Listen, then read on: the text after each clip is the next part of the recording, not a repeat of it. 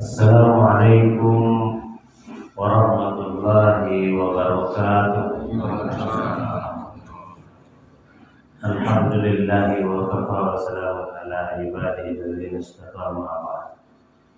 Subhanaka la ilma lana illa ma 'allamtana innaka antal alimul hakim.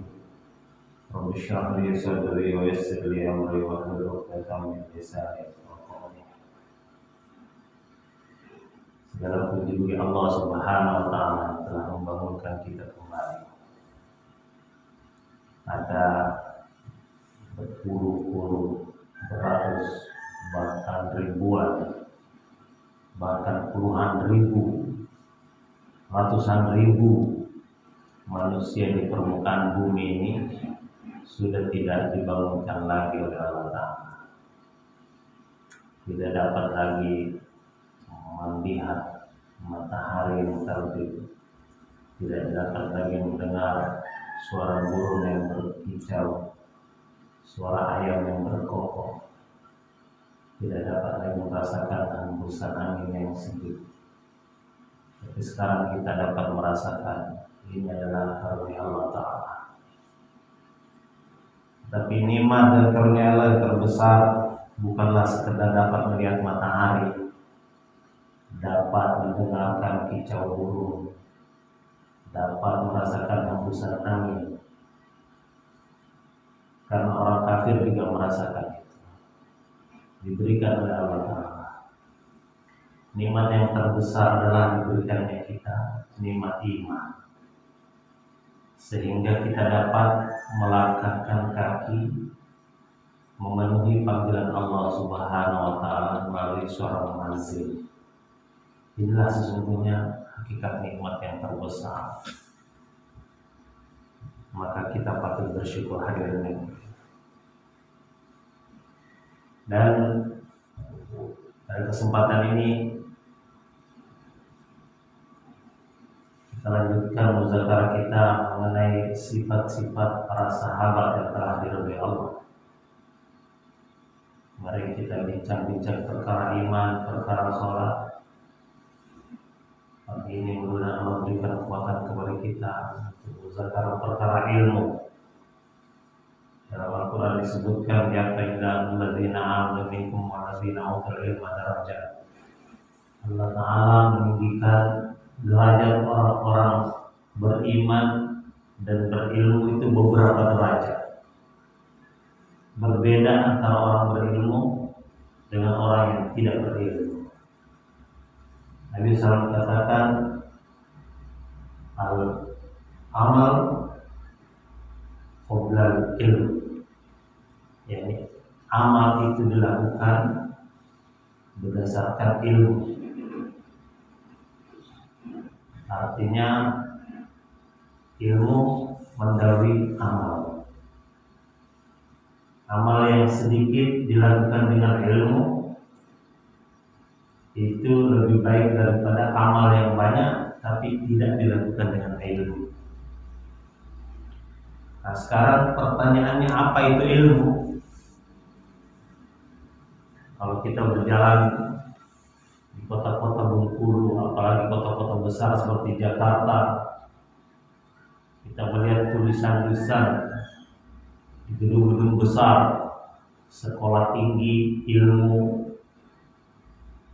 komputer, sekolah tinggi ilmu pertanian, sekolah tinggi ilmu perdagangan, sekolah tinggi ilmu akuntansi, sekolah tinggi ilmu manajemen, macam-macam. Mereka memberi merek ilmu. Padahal hakikatnya yang disebut ilmu itu adalah mengenal Allah dan perintah. Itu yang disebut ilmu. Walaupun mengenal gunung, lautan, mengenal pepohonan, hewan-hewan, tapi tidak mengenal Allah, bukan ilmu. Mengenal bakteri-bakteri, plankton-plankton, proton-proton, neutron, tapi tidak kenal Allah, bukan ilmu. Yang disebut ilmu adalah mengenal Allah. Mengenal Allah dalam 3 perkara minimal. 1, mengenal namanya. Yang disebut Asmaul Husna. Allah, Ar-Rahman, Ar-Rahim, Al-Malik, Al-Qudus, As-Salam, Al-Mu'min, Al-Muhaimin, dan seterusnya. Ini mengenal namanya. Yang kedua, mengenal sifatnya.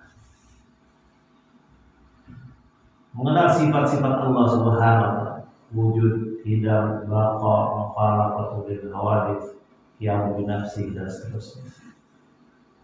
Kemudian yang ketiga, mengenal af'alnya, yakni perbuatannya. Matahari yang begitu besar naik ke tengah langit, kemudian pindah ke barat. Ini apakah ada tentara yang bisa menggerakkan matahari itu? Atau ada jago tinju, jago karate yang bisa menahan matahari jangan terbit atau jangan terbenam? Ini afal Allah. Angin yang berhembus,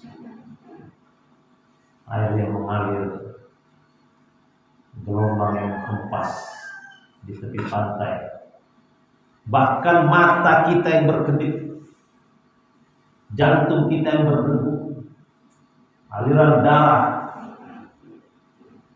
di urat-urat nadi kita, ini semua adalah afalullah. La ilaha illallah. Inilah yang harus kita kenal dan mengetahui apa yang dikehendaki Allah setiap saat dan keadaan. Inilah yang disebut ilmu. Ketika azan berkumandang, apa yang dikehendaki Allah? Mengetahui kehendak Allah itu ilmu. Ketika berjumpa dengan orang tua, apa kehendak Allah? Berjumpa dengan orang muda, apa kehendak Allah? Murid berjumpa dengan guru, kiai berjumpa dengan santri. Situ ada perintah Allah Subhanahu wa Ta'ala. Pedagang berjumpa dengan pembeli, pembeli berjumpa dengan pedagang, pemerintah berjumpa dengan rakyat, rakyat berjumpa dengan pemerintah. Di situ ada kehendak-kehendak Allah. Mengetahui kehendak Allah pada setiap saat dan keadaan, itulah ilmu. Jadi kita jangan keliru. Tidak setiap yang kita pelajari itu adalah ilmu. Bahkan walaupun belajar judulnya perkara agama, tapi tidak sampai kepada Allah, ini bukan ilmu. Walaupun judulnya perkara dunia, tapi sampai kepada Allah, itu ilmu. Menanam mangga, siapa yang keluarkan akarnya, siapa yang keluarkan batangnya, siapa yang keluarkan rantingnya, siapa yang keluarkan daunnya, siapa yang keluarkan bunganya, siapa yang keluarkan buahnya, siapa yang merubah bentuknya dari kecil menjadi besar, siapa yang merubah warnanya dari hijau menjadi kuning, siapa yang merubah rasanya dari asam menjadi manis. Itu kalau jawabannya Allah, maka itu ilmu. Tapi kalau jawabannya karena ada sintetis ini, ada pertemuan antara zat ini zat itu, kalau tidak sampai kepada Allah, bukan ilmu. Jadi kita jangan tertipu. Hari ini kita begitu banyak ditipu oleh saintis, ilmu pengetahuan. Kita tertipu. Pak Cecep sering menyampaikan apa yang disampaikan oleh Muhammad Barakatuh, bahwa maksud sains artinya maksud ilmu pengetahuan nih, yang kita kasihlah istilah yang sama dipahami orang. Ilmu pengetahuan itu maksudnya adalah sains.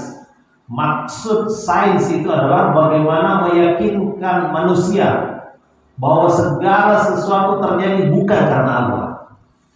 Inilah maksud sains. Menyesatkan manusia. Semakin dapat menemukan terjadinya karena asbab ini, karena asbab ini, karena asbab ini, maka semakin canggih sains itu. Padahal itu tersesat. Nah, itu maksud sains. Berbalikan arah dengan ilmu. Berbalikan arah dengan ilmu. Ilmu ini bagaimana menyampaikan seseorang kepada Allah Subhanahu wa Ta'ala. Kemarin kami iktikaf bersama Bang Jul dengan Ustaz Adi Hidayat. Ustaz Adi Hidayat banyak bicara, banyak menyampaikan macam-macam pengetahuan dari Al-Quran. Jadi saya tanya beliau, Ustaz, tolong jelaskan apa yang disebut ilmu.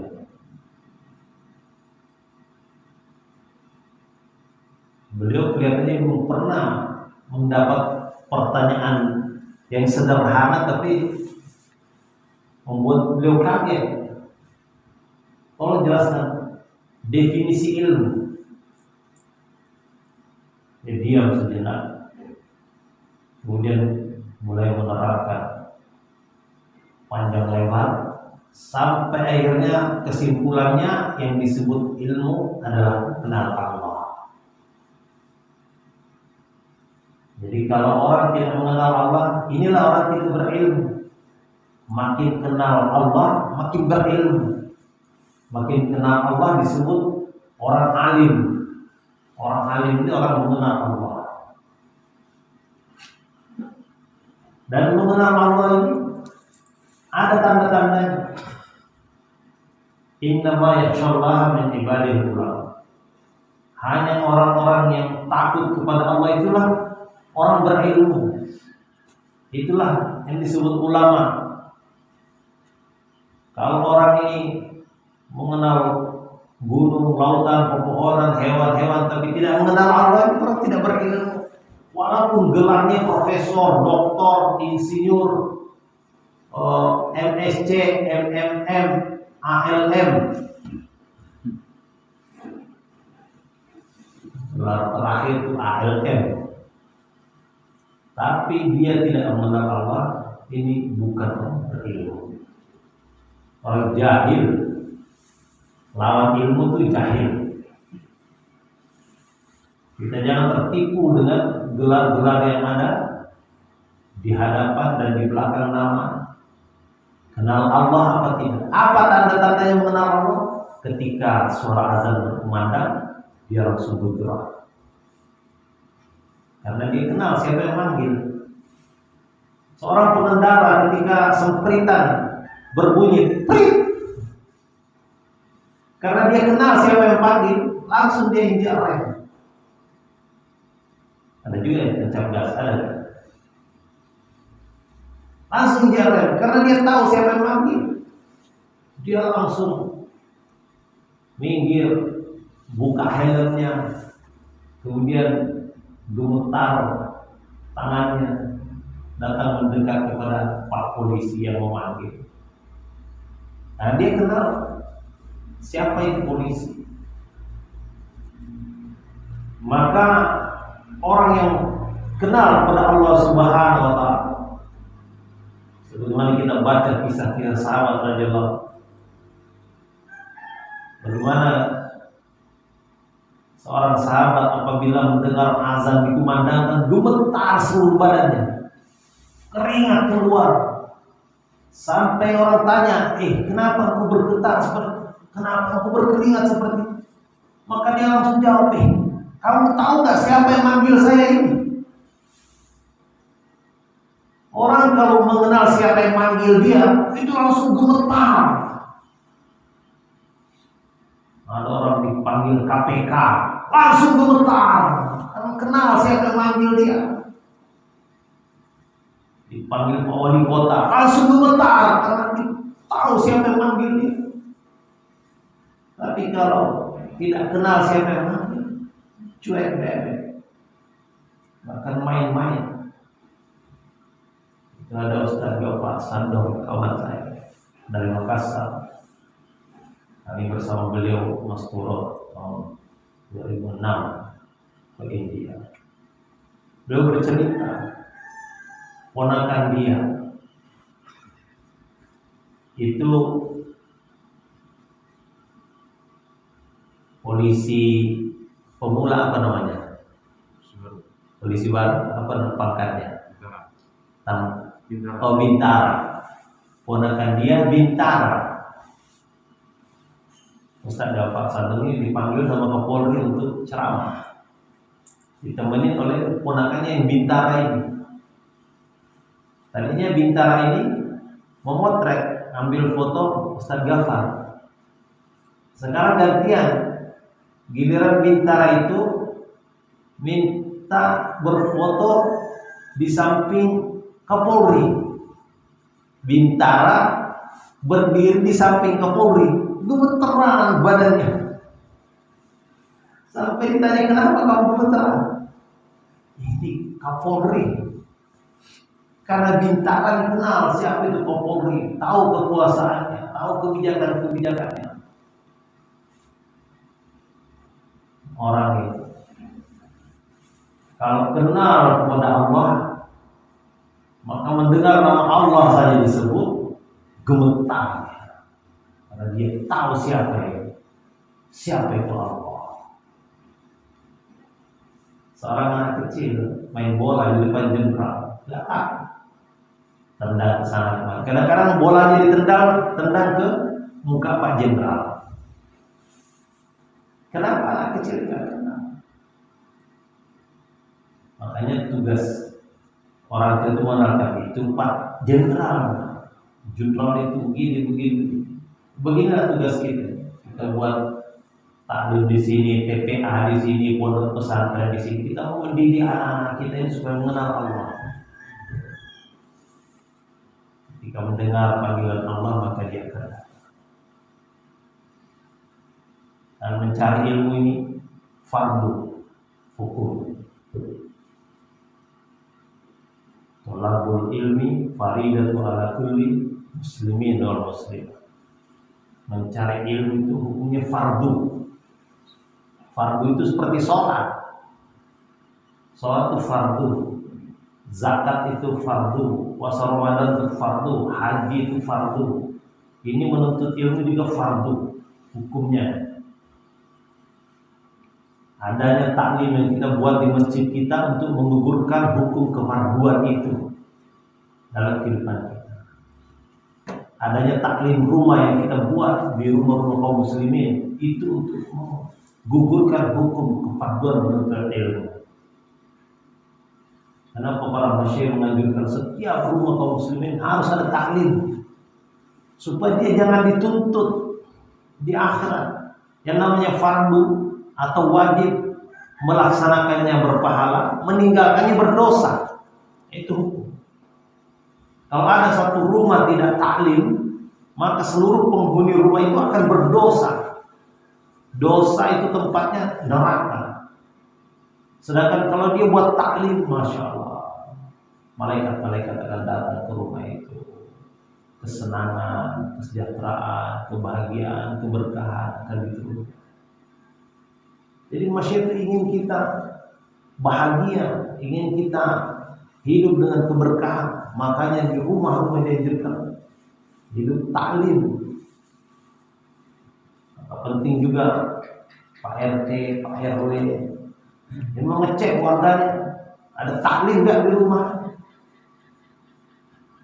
Mana Pak RT? Setiap warga sudah ada taklim belum di rumah? Kalau ada rumah yang tidak ada taklim, sedangkan Pak RT belum ngomong kepada warganya memerintahkan taklim, maka nanti dosanya penduduk rumah itu, penghuni rumah itu yang tidak melakukan taklim itu akan dipikul oleh Pak RT. Dia nggak pernah memerintahkan, padahal ini hukumnya wajib. Untuk itu, Nabi saja terdahulu itu masya Allah, untuk menuntut ilmu luar biasa ujian. Kami pulang dari Bangladesh bersama Keuzero. Kami mampir di sebuah madrasah di Malaysia. Dia bercerita, satu hari Nabi Musa alaihissalam ditanya oleh satu orang daripada umatnya, wahai Musa, ada nggak sih orang yang lebih pintar daripada kamu? Nabi Musa alaihissalam kaget mendapat pertanyaan seperti ini. Belum pernah seumur hidup ada orang nanya kepada dia, wahai Musa, ada nggak orang yang lebih pintar daripada kamu? Nabi Musa ini bukan nabi sembarang nabi. Lawannya dia itu raja di raja.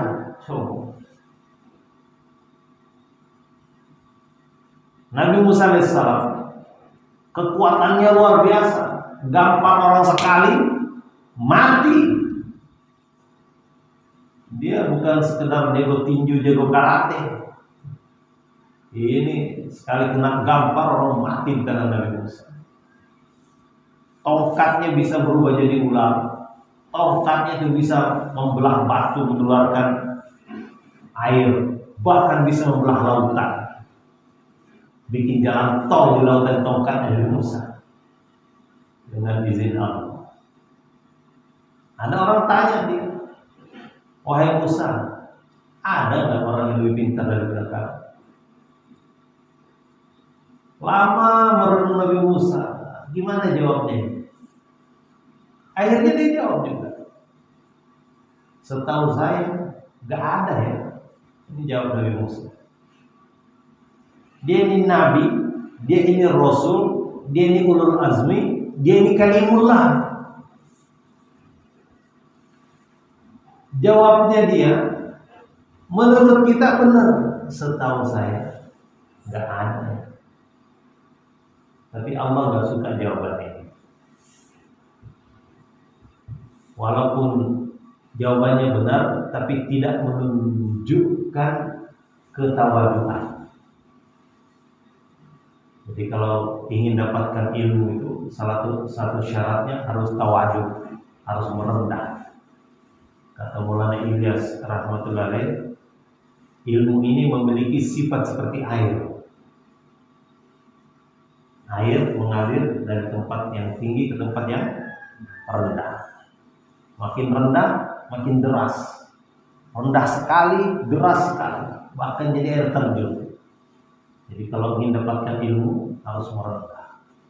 Walaupun sudah tahu, tapi mengatakan saya belum tahu, itu katakan pada diri sendiri, saya belum tahu. Maka ilmu masih akan datang. Tapi walaupun belum tahu, kalau mengatakan saya sudah tahu, itu ilmu tidak akan datang. Nabi Musa alaihissalam menjawabnya benar, tapi kurang rendah. Allah tidak suka jawaban Nabi Musa alaihissalam. Maka Allah Ta'ala perintahkan Musa, kamu mondok lagi, kamu berburu lagi. Baik, siap ya Allah. Kamu pergi, boleh bawa asisten saja. Nabi Musa alaihissalam membawa pembantunya, membawa kodimnya, membawa ajudannya, namanya Yusak. Yusak itu nanti menjadi nabi juga. Nabi Musa alaihissalam diperintahkan membawa ikan dan diberitahu, kamu akan ketemu guru kamu ketika ikan itu hilang. Ini Nabi Musa alaihissalam diberi ikan dan diberitahu akan ketemu guru ketika ikan itu hilang. Tidak diberitahu kamu berjalan ke timur atau ke barat, kamu naik ke gunung atau turun ke lembah, kamu pergi ke kota atau ke desa. Tidak diberitahu. Jadi Musa membawa ikan, Nabi Musa berjalan di depan terus sampai sore. Nabi Musa tanya kepada Yusak, "Sak, ikan?" "Masih ada." "Jangan lagi, besoknya, lusa, 3 hari." Tanya lagi, "Yusak, ikan?" "Masih ada." "Jangan lagi, seminggu, 2 minggu, 3 minggu, 4 minggu, sebulan, 2 bulan, 3 bulan, 4 bulan. Yusak ikan masih ada. Jalan terus setahun. Udah setahun kita jalan Yusak, ikan mana? Masih ada. Jalan terus, naik turun lembah, menyeberangi sungai, menyeberangi gunung, menyeberangi lembah sampai ke tepi pantai, jalan terus. Udah 2 tahun mereka jalan. Tapi Musa capek, Musa ikan. Musa melihat embernya, hilang. Udah 2 tahun. 2 tahun berjalan. Jadi kalau hanya 40 hari itu sebentar sekali. Masya Allah. 2 tahun Nabi Musa nggak dikasih tahu mau ke timur atau ke barat. Ini jelas pesawatnya kemana, mobilnya kemana, kotanya mana. Masya Allah. Udah hilang nih kata Yusuf. Hilang di mana?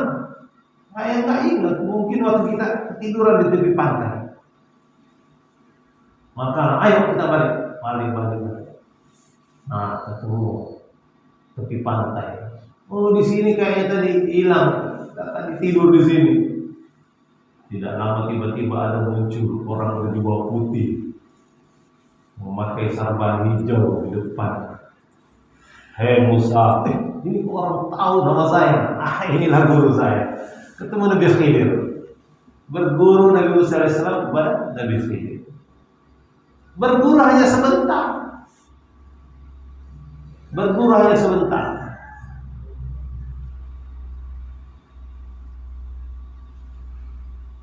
Nabi Khidir mengajak Nabi Musa AS berjalan dengan syarat. Jadi ceritakan dalam surah Al-Kahfi.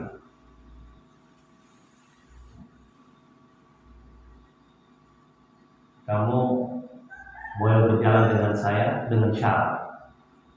Apapun yang aku lakukan, kamu tidak boleh nanya. Kata Nabi Musa, siap. Maka pertama Nabi Musa diajak berjalan menyeberangi sungai. Ada perahu, tidak ada yang jaga.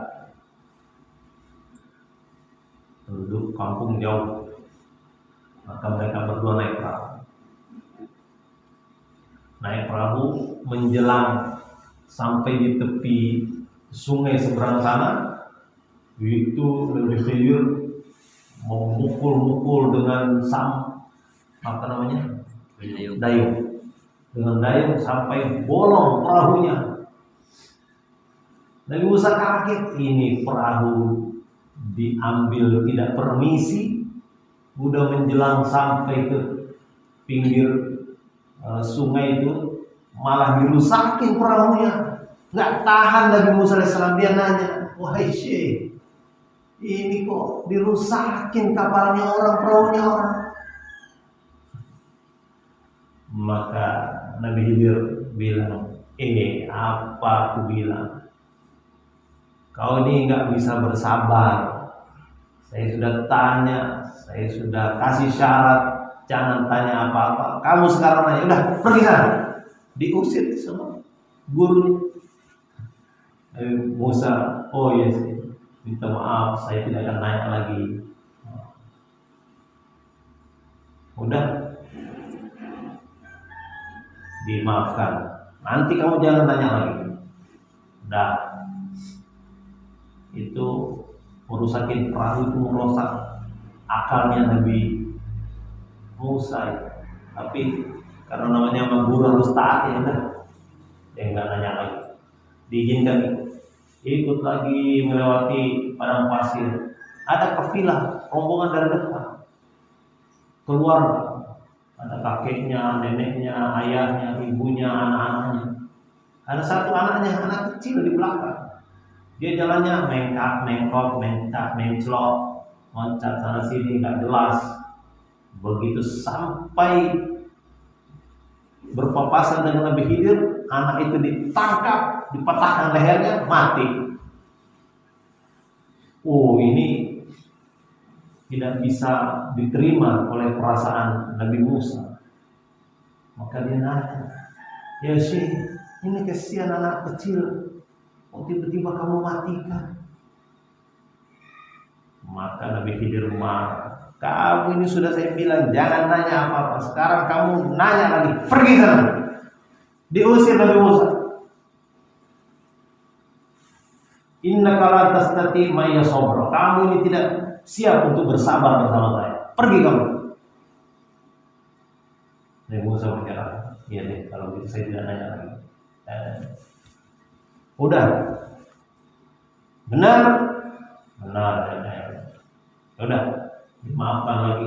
Guru itu harus memaaf. Anak murid berbuat salah, ya dimaafkan lagi. Cara lagi masuk ke satu perkampungan. Namanya orang jalan di padang pasir, letih, haus, lapar. Sehingga ke satu rumah minta minum. Dibukakan pintu, dibanting pintunya. Gak dikasih minum. Pindah ke rumah sebelah lagi. Kami musafir, kami lapar, dibanting pintunya. Gak dikasih minum, gak dikasih makan. Dalam hati Nabi Musa katakan, pelit banget orang kampung. Jangan lagi ke depan, ada rumah yang mau roboh. Kata Nabi Khidir, Musa, ayo kita perbaiki rumah ini. Oh, Nabi Musa rasa, kita nih masuk satu kampung, minta minum aja gak dikasih, minta makan gak dikasih. Ada rumah yang roboh di kampung itu, kok saya disuruh perbaiki. Udah akalnya dirusak oleh guru, hatinya perasaannya dirusak oleh guru, sekarang tenaganya mau diperas juga. Nabi Musa bilang, enggak, saya enggak mau. Enggak, kamu harus perbaiki nih. Wah, namanya jadi murid harus taat sama guru. Mereka berdua perbaiki rumah itu, bangun kembali yang roboh, tiang-tiang yang runtuh dibangun. Kemudian kata Nabi Khidir, ini saatnya kita berpisah. Kamu terlalu cerewet nanya-nanya terus. Tapi sebelum berpisah saya akan memberitahu kenapa saya melakukan ini semua. Sebagai pelajaran buat kamu. Satu, saya membocorkan perahu itu karena tidak lama lagi ada seorang penguasa kampung itu. Apabila dia melihat harta penduduk yang bagus-bagus, maka dia akan ambil, dia akan sita. Maka saya tenggelamkan supaya ketika raja itu yang zalim itu lewat, dia melihat perahu yang tenggelam, dia tidak akan ambil. Jadi harta orang kampung itu selamat. Yang kedua, anak kecil yang saya matikan itu Allah sudah beritahu saya bahwa nanti kalau dia besar dia akan menjadi anak yang durhaka. Sedangkan ibunya sedang hamil mengandung anak yang soleh. Jadi Allah perintahkan matikan saja anak kecil itu. Jadi saya melakukan perintah. Dan yang ketiga, rumah yang kita perbaiki, di bawahnya dia harta peninggalan ayahnya. Kalau diroboh nanti menjadi hutan, nanti anak ini besar dan tidak tahu kalau ada harta peninggalan ayahnya. Maka saya diperintahkan Allah untuk membangunnya, sehingga nanti ketika anak ini besar, dia masih bisa mengambil harta ayahnya yang terpendam di bawah rumah. Jadi semua ini saya lakukan karena perintah Allah Subhanahu wa taala. Maka dari mulia Nabi Musa alaihissalam saja ditarbiyah untuk mendapatkan ilmu. Harus bersabar, harus tawadu. Begitulah kita. Kalau kita ingin dapatkan ilmu, maka kita harus sabar dan tawadu. Dan ilmu ini harus disertai dengan zikir. Kalau ilmu tidak disertai zikir bisa menipu, atau zikir tidak disertai ilmu bisa tertipu. Ada seorang syekh, dia berjalan di padang pasir. Tiba-tiba terdengar suara dari awal. Wahai syekh, aku telah menerima semua amal kamu. Maka mulai hari ini aku bebaskan engkau tidak perlu sholat lagi. Kamu tidak perlu ke masjid waktu subuh. Kamu tidak perlu ke masjid waktu zuhur. Kamu tidak perlu ke masjid waktu asar, waktu maghrib, waktu isya. Kamu merdeka dari sholat. karena syekh ini paham ilmu, maka dia berpikir Nabi saja yang ditemani Jibril alaihissalam menerima wahyu kekasih Allah tidak dibebaskan dari sholat, kakinya sampai bengkak-bengkak untuk sholat. Masa aku ini dibebaskan dari sholat? Pasti ini setan. Maka dia ambil batu, dia ucapkan a'udzubillahi minasyaitonir rajim, dar, dilemparnya sampai meledak batu. Itu karena ilmunya disertai dengan zikir. Maka kita belajar ilmu ma'a zikir. Minimal zikirnya itu subhanallah, alhamdulillah, la ilaha illallah, Allahu akbar, itu 100 kali. Kemudian ditambah salawat Nabi, Allahumma shalli ala sayyidina Muhammad wa ala sayyidina Muhammad 100 kali. Kemudian ditambah istighfar, astagfirullah, astagfirullah, astagfirullah 100 kali. Selepas sholat subuh dan selepas sholat asar, itu minimal. Kenapa selepas sholat subuh dan kenapa selepas sholat asar? Karena pada saat itu pergantian shift malaikat. Malaikat siang ini sekarang berganti dengan malaikat malam pada saat sekarang ini. Nanti asar itu malaikat siang berganti kepada malaikat malam, bertukar. Sekarang ini malaikat malam berganti dengan malaikat siang. Jadi 2 shift malaikat setiap hari itu ganti untuk menjaga kita. Nah, pada saat seperti itulah kita dianjurkan untuk berzikir kepada Allah. Insyaallah kita ada amal ya. Semoga Allah beri kekuatan.